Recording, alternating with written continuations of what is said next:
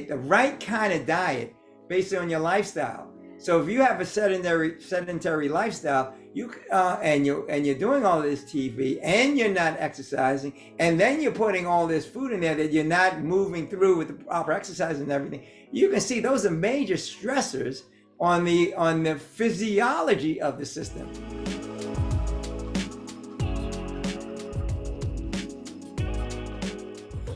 Hi there, welcome back to another episode of Real Talk with Dr. Jim Sharps. Great to have you back with us, Dr. Jim.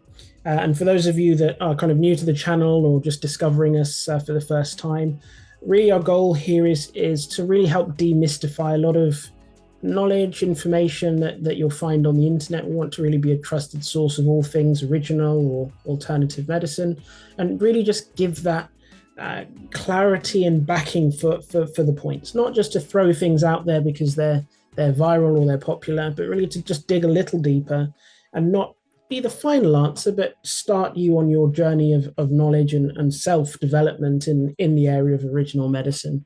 And we do offer other kind of journeys and resources to support that. But really these videos are just intended to drop some ideas into your mind, give some food for thought, pardon the pun, to kind of stimulate and encourage future and further learning. So that's really that's our stall set out. Do check out the channel if you're interested in delving into a wide range of topics. We really do respond to our community and our subscribers in terms of what contents and topic they want to see. So do kind of engage with us. We really do want this to be a conversation as opposed to a series of videos. So we'll continue our series now. We're into the next part of our 5-part series. And what we'll do is we're looking at stress. Stress is something that is part of all our lives. And we really wanted to look at the original medicine perspective and some naturopathic approaches to stress management. So we'll dive into that a little deeper today. So Dr. Jim, as always, thank you for illuminating the way on these topics. We'll start as always with, just a quick broad overview. Could you just lay out the stall very briefly in terms of what is stress and how can it manifest itself in today's modern life? Yes, that's a very good way to open it too. And the important thing is to realize is you need stress. The body needs a certain amount of stress in order to be able to function. The problem is the excess stress, and the issue today is there are just so many factors that we get involved with that it's overwhelming to the system. The human body is very, very adaptive. It's been around for thousands of years, but especially as we become more and more civilized, as we've evolved, so to speak, the stress has become increasingly unbearable to the broad spectrum of people on the planet. I see it in my practice.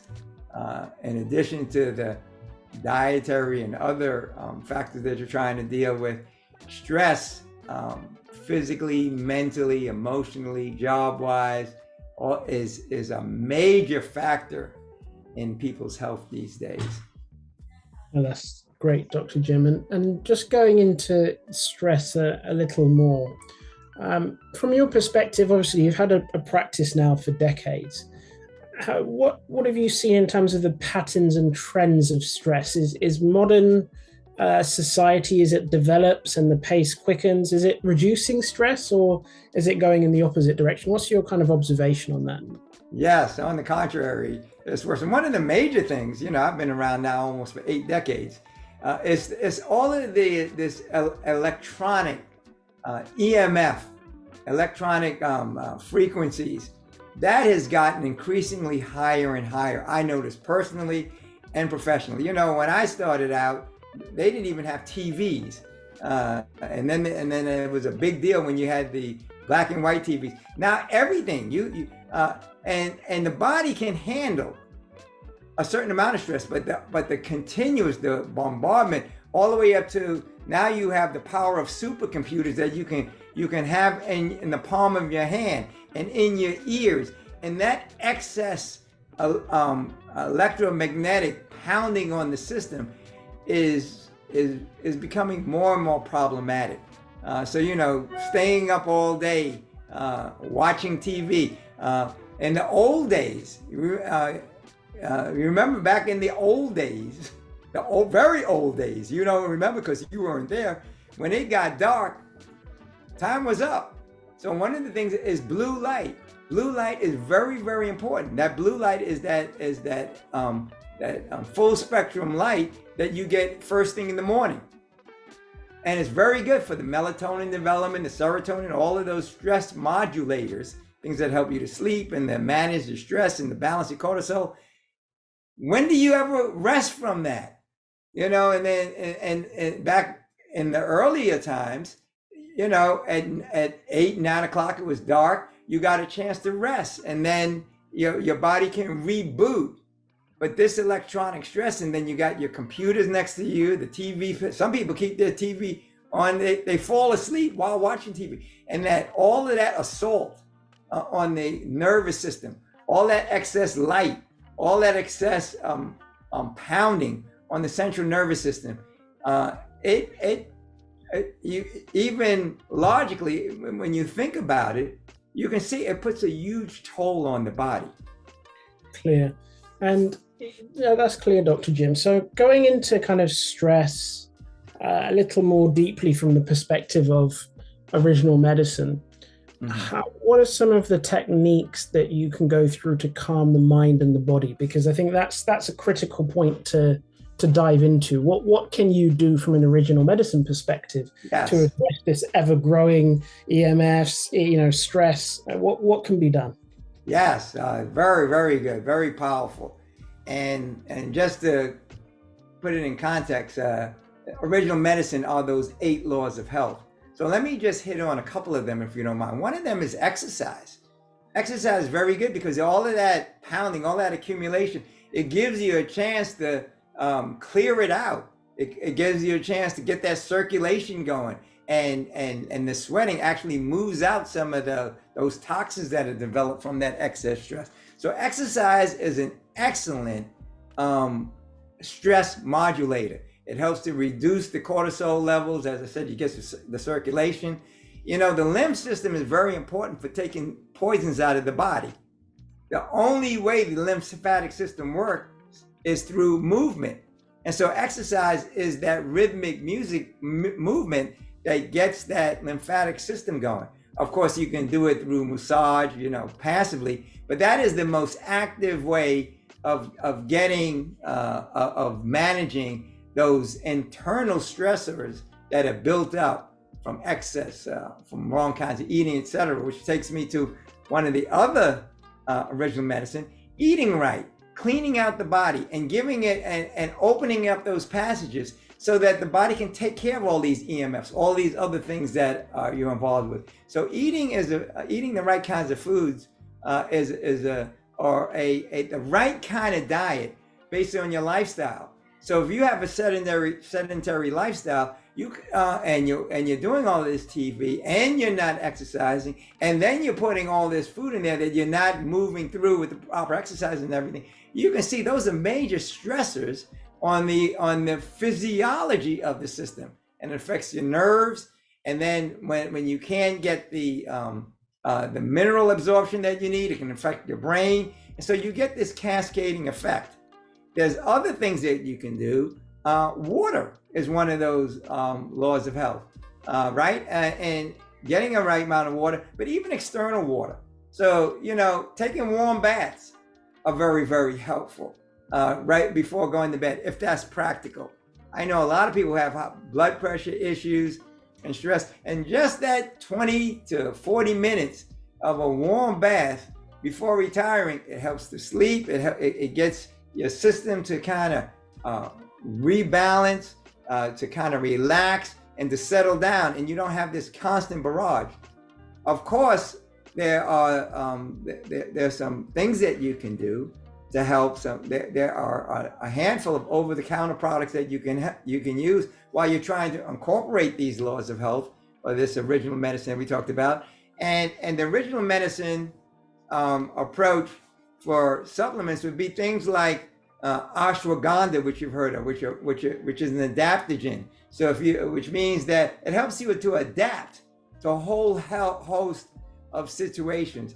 There's things like St. John's wort that you may have heard of, 5-HTP, lithium orotate. These are very available over-the-counter things that you can use. Lemon balm, holy basil, chamomile, passion flower.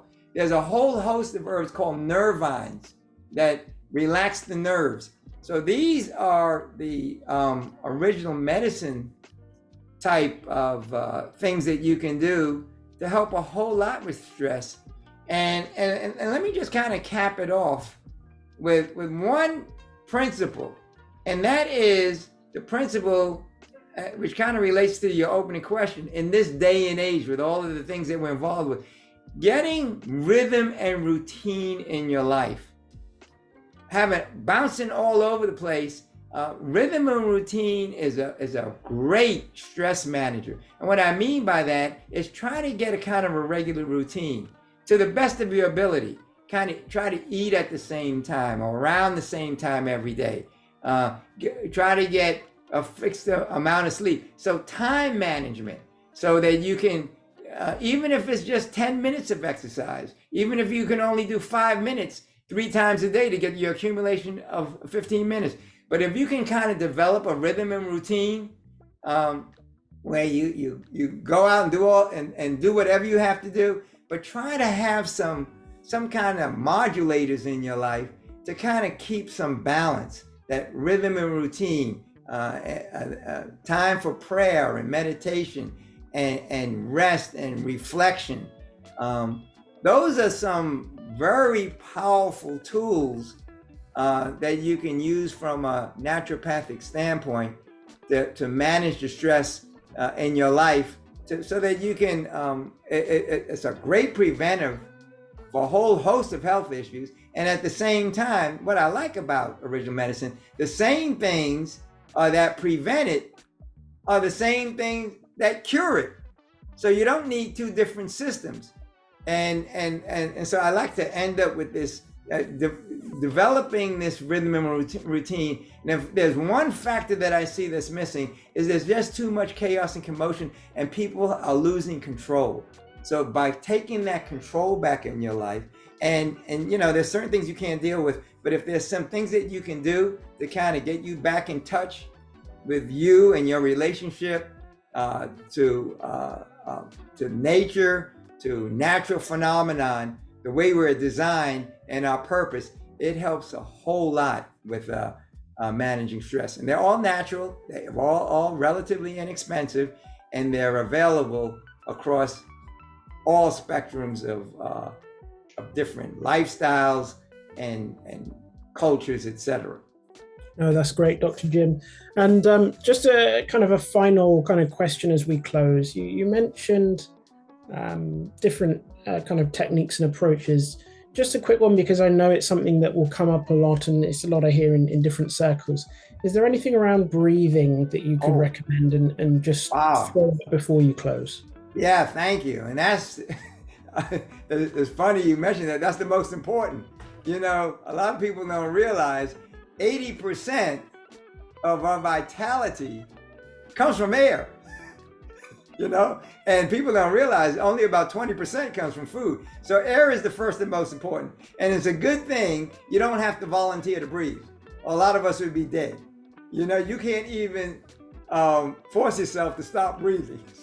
So air is very important. So I'm so glad you mentioned that. And so that's one of the things that you can do anytime, anywhere, no matter what you're doing. Even if you're sitting there listening to a boring lecture, you can take time to take a couple of deep breaths.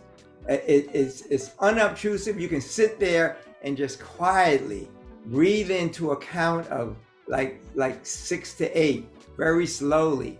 Hold it for a few seconds and breathe out slowly. Breathe, and that can be incorporated into this rhythm and routine. Just taking a 2-minute break to relax and to get that air into your body. Of course, as much as you can get as practical outdoors, the better it's going to be. And you can even improve the air quality of your home. If it's kind of stale or it's kind of closed in, you can use ionizers sometimes, or ozonators. You can use plants which give off oxygen and pull in the carbon dioxide. So there's a lot of things you can do even if you're homebound to help with this very important aspect of air, which is the first and probably one of the most important from a nutritive standpoint of those natural laws of health. So thank you so very much for bringing me back to right down to this very important factor in naturopathic approaches for stress management. Because I'll tell you what, you're going to be under a whole lot of stress if you don't get that air in. Oh, that's brilliant, Dr. Jim. Thanks again for that. We'll close the video here. But as always, if you have questions, if you have any ideas or thoughts that you want to share with us, do leave something in the comments section. We do review it regularly, and we use that to inform any kind of future videos that we put out. So we really, as we keep stressing, we want this to be a conversation. There's a lot of knowledge that we have access to. We want to share that. We want it to be relevant and valuable for our subscribers. So if you do appreciate the content that you find here, please do hit like and subscribe. Do share it with your friends if you think it's valuable. And don't forget to hit the notification button as well, so you're notified whenever we have a new video going live. But really appreciate you being with us again today, Dr. Jim. Thanks again for checking our content. Until the next time, bye for now. Bye for now. God bless.